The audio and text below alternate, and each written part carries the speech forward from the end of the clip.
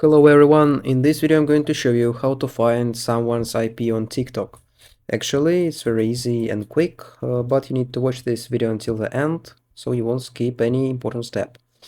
First of all, you need to open your TikTok, and then if you want to find someone's IP, you need to go to that one person's um, profile, and after that, in this interface, you can see,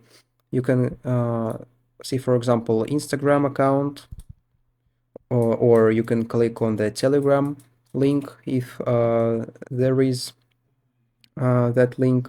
But actually, there is no option to find IP because there is very high level of privacy in TikTok, so no one can find others' IP.